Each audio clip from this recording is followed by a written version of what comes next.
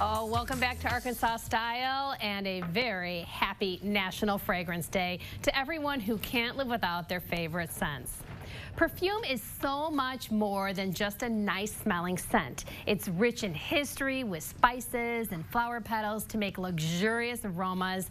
The perfume houses and their history is just as glorious. Your fragrance also becomes your essence in a crowd, and in the most intimate settings, it can also make a soulful memory.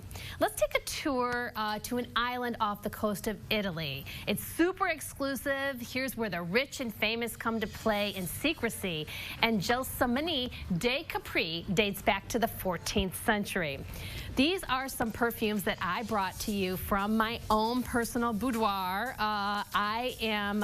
I love perfume. I mean, it is absolutely one of my guilty pleasures. And again, what I said was I really feel like it does make a memory, and it does kind of introduce you as a person and your scent. So this is one of my favorites. My daughter actually picked this up in Capri in Italy. It is a tiny little island off the mainland coast, and it is fancy, fancy, fancy. What's even fancier about this Gelsomini de Capri is one of the oldest perfumeries in Capri. It's set back in the 14th century. And in this bottle, we've got this fragrance, Cartuja. And Cartuja is really very glorious. It's a limited batch fragrance, and it's inspired by jasmine and the fresh island breezes just off the mainland in Italy. So again, the bottle is part of the presentation, but don't you love the idea of the history behind this being small batch fragrances from the 14th century? And look at that label on there. I mean, it is absolutely glorious, and the fragrance that follows it is quite memorable as well. So this is one of my favorites, bought right in Italy, in Capri, a really tiny little remote island off of the mainland, and it is fancy, fancy, and this one is called Cartuja. All right? That is one of my fragrances that I wanted to take you on a tour. So now we're going to leave Italy and we're going to go to France. And where, of course, in France are we going to go? We're going to go to Paris. All right? We're going to practice my French language a little bit here. And we're going to start with Diptyque. Okay? Diptyque is a fragrance house. It's set with an amazing voyage back to the time of Alexander the Great, when at night the spices and resins were burned. The smoke was sweet, balmy accents that both soothe the soul. Now, what's incredible is when you're seeing this bottle, I mean, it is absolutely gorgeous. You can see those Corinthian columns, but then when you turn it around this way, through the back, you again get those Corinthian columns as well. So again, it's Diptyque, it's eau lente, which is slow water in French. And so here's one fragrance note in here. It's called Eau Panaga. Eau Panaga. And it's really a fancy way of saying the fragrance myrrh. So again, if you're thinking about the three wise men, this is that kind of fragrance that you're getting. It also has cinnamon and cedar notes in it as well. So it's a really rich aromatic blend. And right here in Paris, that's where you pick it up, or of course online if you want. But eau lente, and that's slow water. Again, a favorite. Now, here, what's really cool about this, too, is I also want to say thank you to my son, Thomas, who remembered me at Christmas. This was my Christmas gift from him. And he thought it was a really nice blend of something from Paris. So, and of course, it is.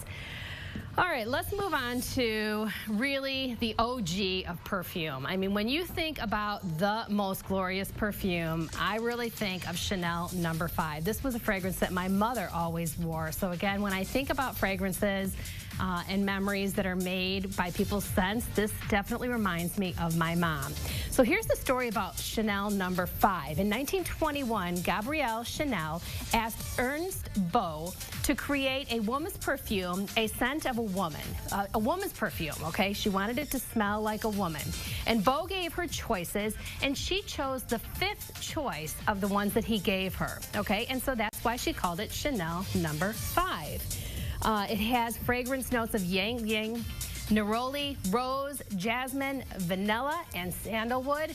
But here is really the coolest fact about Chanel No. 5. Are you ready for it? Marylin Monroe famously said this was the fragrance that she would spritz on just before she went to bed. Hey, if it's good enough for Marylin Monroe, it's good enough for me. Love it. Chanel No. 5. This really is the OG of fragrances. If you ever had to give a gift to somebody, you cannot go wrong with this fragrance. It is so fancy and historic. Great story. So the last one I'm going to take you on a tour of, again, it's just so beautiful when you think about where this comes from. It is made in Paris. It's Guerlain Chalmar, okay? But the Chalmar is the first amberry perfume in history. It's a mythic fragrance of bergamot, iris, and vanilla. And what's beautiful about this bottle is its design. It's this arabesque design. It's a fan-shaped stopper, and it's from the Persian Paradise Garden. So that's why you got this fan-shaped garden. Again, when you think about the spice route and how all those fragrances came from around the globe, this Chalmar is set from the Persian Paradise Garden. And again, it's got that really, really iconic stopper here with this arabesque design in this bottle. Look at how beautiful that is. Again, another great fragrance. Again, if you're gift giving, this is one that is such a familiar scent. When you wear this, somebody will absolutely be able to pin it as it being Chalmar. It's been around forever and ever. But what's really nice is this is probably the lightest of the fragrances that we've shared here today, having it with that kind of iris and vanilla and bergamot. But look at this bottle and look at how beautiful that presentation is. So in collecting perfume, for me, National Fragrance Day isn't just about great fragrance. Of course, it absolutely is. I love the scents and the memories that are evoked when you put on these scents. But I love the presentation in the bottles. I love the story of why they're shaped the way they are and the labels look the way that they do. And of course, I love listening to the stories about the perfume houses and how they came up with these special blends. So that's my story on my National Fragrance Day. And as far as I'm concerned, every day should be National Fragrance Day. This presentation looks so gorgeous, and I do love to put it in the sunlight, only when I'm home and I can enjoy it, because the sunlight will actually deteriorate the quality of the fragrances, so you don't really want to keep it in the direct light. But even when the bottles are empty, I still love to leave them out, because I think these bottles are just as beautiful as the fragrance inside, and of course the memories that I make when I'm wearing them. So we went from Capri, Italy, and to Paris, France, and then all the way to Persia, to the beautiful Persian gardens. I mean, think about that world tour that we just took with these fragrances.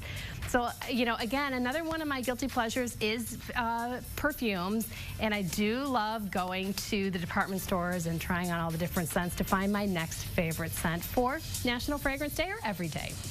We'll be right back after this. You're watching Arkansas Style.